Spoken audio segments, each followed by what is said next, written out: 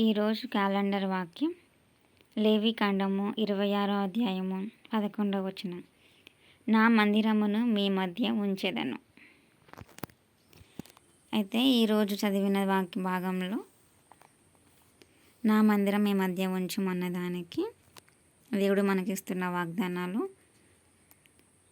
1వ వచనం నుంచి. మీరు విగ్రహములను చేసుకోకూడదు, చెక్కిన ప్రతిమను కానీ బొమ్మను కానీ నిలువబెట్టకూడదు. మీరు సాగిల పడుటకు ఏదో ఒక రూపముగా చెక్కబడిన రాతిని మీ దేశంలో నిలువకూడదు. నేను మీ దేవుడనైన యెహోవాను. నేను నియమించిన విశ్రాంతి దినములను మీరు ఆచరింపవలను. నా పరిశుద్ధ మందిరమును సన్మానింపవలను. నేనే యెహోవాను.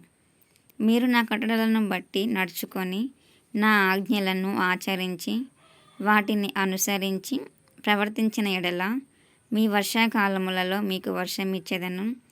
మీ భూమి పంటలనిచ్చును, మీ పొలము చెట్లు ఫలించును.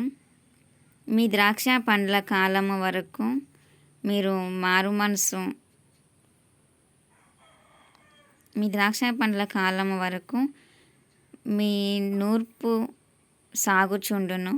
మీరు తృప్తిగా భుజించి మీ దేశంలో నిర్భయముగా నివసించెదరు. ఆ దేశంలో నేను మీకు క్షేమము కలుగజేసేదను.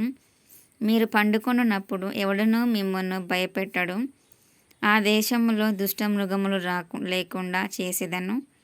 మీ దేశంలోనికి ఖడ్గము రాదు.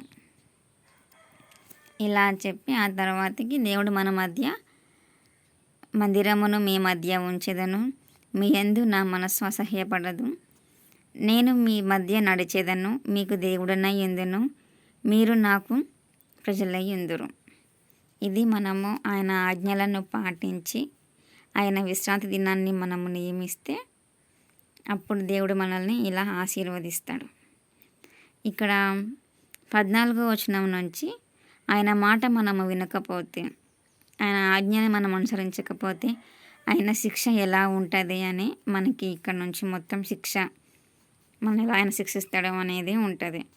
అయితే దేవుడు మన ఎంత కరుణామయుడు, జాలి గలవాడంటే ఇక్కడ 40వ వచనం నుంచి వారు నాకు విరోధముగా పాపము చేసిన తిరుగుబాటును, తమ దోషమును, తమ తండ్రుల దోషమును ఒప్పుకొని తాము నాకు విరోధముగా నడిపించి తిమ్మనయు, నేను తమకు విరోధముగా నడిచి తిననయు, తమ శత్రువుల దేశములోనికి తమను రప్పించి తిననయు ఒప్పుకొనిన ఎడల, అనగా లోబడని తమ హృదయములు లొంగి తాము చేసిన దోషమునకు ప్రతి దండనను అనుభవించి తిమని ఒప్పుకొనిన ఎడల, నేను యాకోబుతో చేసిన నా నిబంధనను జ్ఞాపకము చేసుకొందును.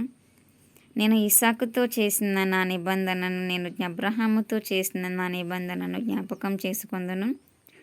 ఆ దేశమును కూడా జ్ఞాపకం చేసుకొందును. ఇలాగా నేను వారికి దేవుడనై ఉండునట్లు వారి పూర్వీకులను జనములను యుద్ధకు ఐగుప్తులో నుండి రప్పించి వారితో చేసిన నిబంధనను ఆ పూర్వీకులను బట్టి జ్ఞాపకం చేసుకొందును. నేను యెహోవాను అని చెప్పుము అనెను.